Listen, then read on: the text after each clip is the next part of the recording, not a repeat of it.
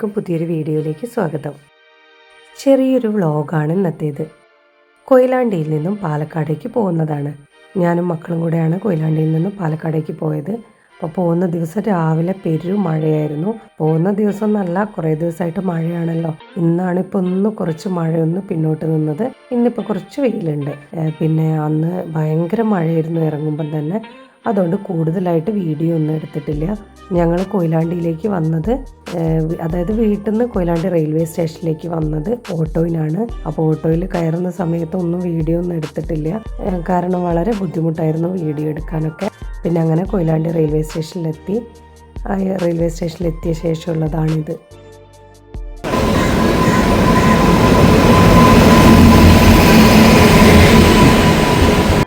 അനിയനും ഭാര്യയും മോനും ഒക്കെ ഉണ്ടായിരുന്നു ഞങ്ങളുടെ കൂടെ.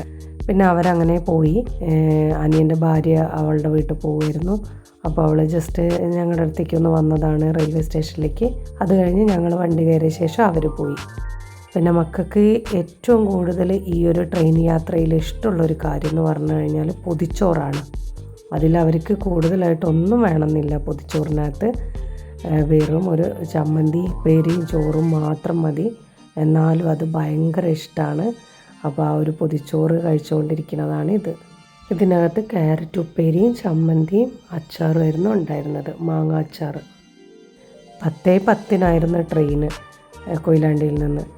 11 മണി 11:15 ചെറിയ ആൾ വിശക്കുന്നു എന്നും പറഞ്ഞിട്ട് അപ്പോൾ പൊതിച്ചോറ് കഴിക്കാൻ തുടങ്ങി. ട്രെയിനിൽ കയറി കഴിഞ്ഞാൽ അപ്പം തുടങ്ങും വിശക്കുന്നു എന്നും പറഞ്ഞിട്ട് ചെറിയ ആൾ. അത് പൊതിച്ചോറ് കണ്ടു കഴിഞ്ഞാൽ കൂടുതലാണ് വിശപ്പ്. പിന്നെ ഞങ്ങളും അതേപോലെ തന്നെ ഒരു 12 മണി കഴിഞ്ഞപ്പോൾ ഞാനും മൂത്ത മോനും ഭക്ഷണം കഴിച്ചു.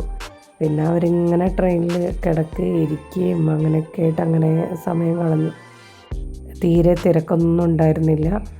സ്ലീപ്പറിലായിരുന്നു ടിക്കറ്റ് എടുത്തിട്ടുണ്ടായിരുന്നത്. കൊയിലാണ്ടി നിന്ന് കയറിയിട്ട് ഒറ്റപ്പാലാണ് ഇറങ്ങിയത്. ഒറ്റപ്പാലം മാത്രമാണ് അതിന് സ്റ്റോപ്പുള്ളൂ. പറളിയിൽ സ്റ്റോപ്പില്ല. ഇല്ലെങ്കിൽ പിന്നെ ഷൊർണൂർ ഇറങ്ങണം. അതിലും എളുപ്പം ഒറ്റപ്പാലം ഇറങ്ങുന്നതാണ്.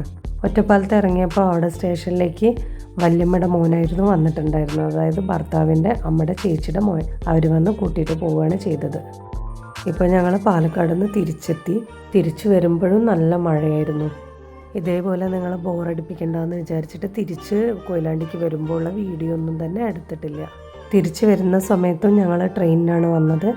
അപ്പം തിരിച്ചു വരുമ്പോഴും ഇതേപോലെ തന്നെ പൊതിച്ചോറൊക്കെ കൊണ്ടുവന്നിട്ടുണ്ടായിരുന്നു. അച്ഛൻ രാവിലെ തന്നെ പൊതിച്ചോറൊക്കെ കെട്ടിയിട്ടുണ്ടായിരുന്നു. ട്രെയിനിൽ കണ്ടോ, തിരക്കേ ഉണ്ടായിരുന്നില്ല. അവിടെ ഇവിടെ മാത്രമേ ആളുകളുണ്ടായിരുന്നുള്ളൂ. ഞങ്ങൾ കയറുന്ന സമയത്ത് നോക്കിയപ്പോൾ ജനറൽ കമ്പാർട്ട്മെൻറ്റിൽ ഭയങ്കര തിരക്കായിരുന്നു.